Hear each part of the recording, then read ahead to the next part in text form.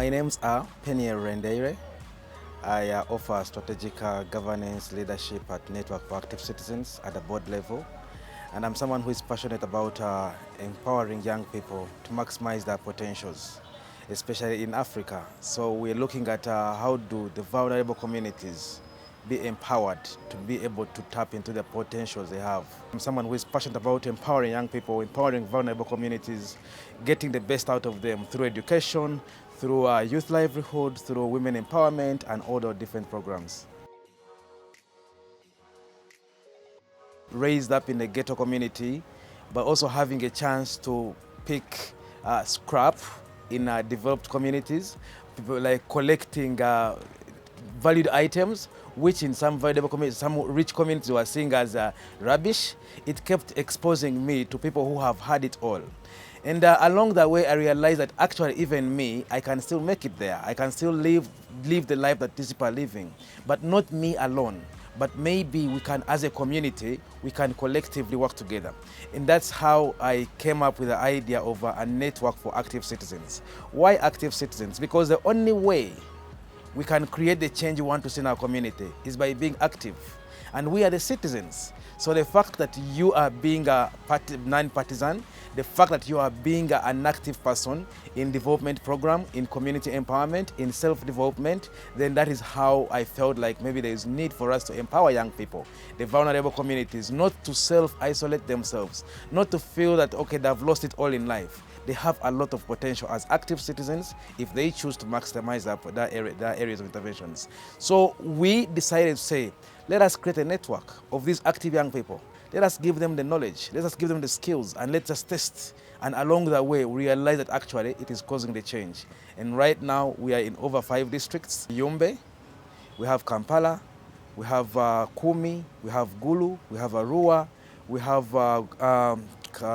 Kasese, then we also have Ntungamo.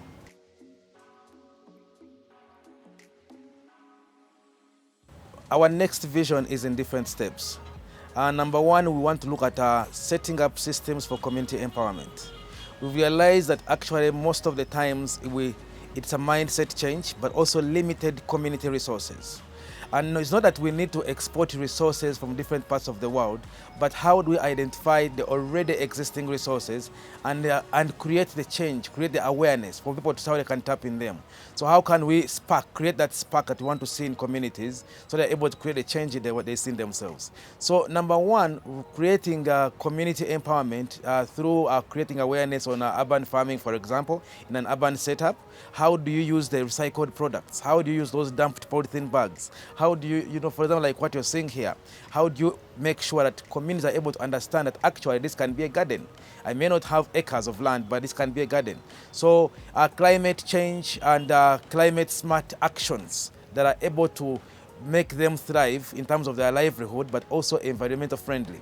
Then the next other intervention, you're looking at integrating ICT or technology with education services, education, health, and other interventions. So how would we use the locally available tools? How do you use a simple phone? Not even a smartphone, but how do you use a normal phone? How do you use a toll-free system to extend interventions that are able to create the change that we want to see in the community? How do you improve education? For example, what we were seeing during COVID, there was a lockdown, but the pupils, the children, were the most affected, and education being the sector that holds the youngest population, it was the most affected. So how would we use integrated technology to extend education services in these communities? And that is one of our strategic area of intervention. Then also, how would we also provide leadership? How do we empower young leaders? Africa and mainly Uganda is that leaders are not identified based on merit. Leaders are identified based on how best can you make me laugh, how best can you impress me, that kind of interventions. But we want to bring in the approach of meritocracy. We've seen it tried in different countries, whereby a leader is identified and selected and voted based on their manifesto, based on their priority, the community needs, and based on their capacity to create a change that the communities are desiring. And that is how we designed programs like the School of Local Governance, budget advocacy and accountability. So service delivery interventions is one of our strategic areas we are looking at as we see ourselves in the next 5 years, 10 years, and also developing a network of people who are active and are able to create the change that we want to see in our community. Partnering with Civil Connections was an area that we felt like they are, first of all, within the same vision. We have similar aspirations of what we want to see. Targeting the most vulnerable communities, targeting the rural programming that is able to create the change we want to see. So how do we, when we read our website, also interacted with the leader, with the team leader, we realized that there's a lot we share in common. And us coming together to see that now CCF and NAC can be potential partner to design interventions that can actually reach out the majority of the young people in most vulnerable communities. So we believe in a theory that the rural communities are not necessarily rural in the mind. They can be urban in the mind, they can be empowered, they can be strengthened, and they can actually excel and add value to society. The same citizens who are in those communities, if given an opportunity with the same in the urban community, they can actually create the change that we want to see. And that's how we found our CCF as a strategic partner whom we can run with. We are piloting one project, and that is our ICT for education, where we are doing it in Yumbe district. And so far, the demand is enormous. We are seeing more young people coming up and saying, we want more of these services. We want more of these services. We are targeting 104 young people, 14 young people. But every day, on a daily basis, we are receiving over 20. So if you have to look at in a month, we are having over 200 young people that are reaching out in our community, at the facility, and they want more of these services. So we felt there is a lot we can do together with CCF. Looking at our role with CCF, we are seeing ourselves designing strategic interventions that we are already piloting at this level. We are testing this, but we look forward to run programs like in the most vulnerable communities like Mayuge.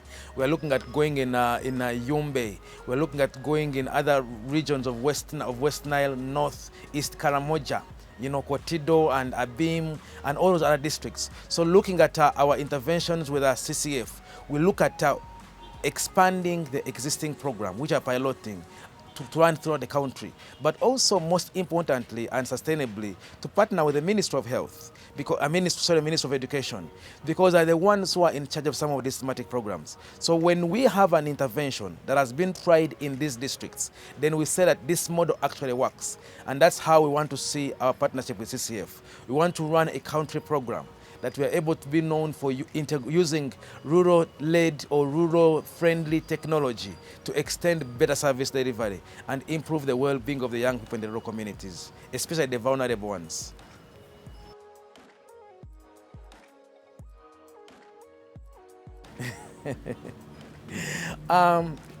When I first met CCF or Civil Connections, it felt like a social friendship. But along the way, as we kept on interacting, we realized that there's a lot we can do. And having participated in the designing the small project that we're already piloting in Yumbe, so far the biggest story I can tell that with the funding that have been able to offer us as a pilot phase, we have achieved more than 100% of what we were targeted to achieve. Well, our intervention was to have about 104 young people, but at this level we are having over 200 young people who are already part of the program in less than 4 months. So the seeds for partnership with CCF that started like a joke or like a friendly coffee conversation, it is now creating change in the community. And that is one of the amazing stories that I can really appreciate with CCF. That what started small from a cup of coffee is now creating change in the community. What was seen as, okay, let's try it, is now creating impact, is now changing lives. So it's no longer Peniel, Andrew, or CCF NAC, but it is now a national concern. It is now a community concern. It is now a citizen empowerment concern. It is now changing lives, changing souls, and transforming the sector that we are looking at now. In a very special way, I really want to extend my sincere appreciation on the behalf of Network for Active Citizens to CCF for giving us an opportunity to pilot some of these early stage interventions because we are seeing the results are still getting enormous. So what is starting as a seed it is now creating impact, and it's because of you believing in us and us believing in you and building this partnership that we're destined for greatness, and we'll look at transforming our communities in different ways. Thank you.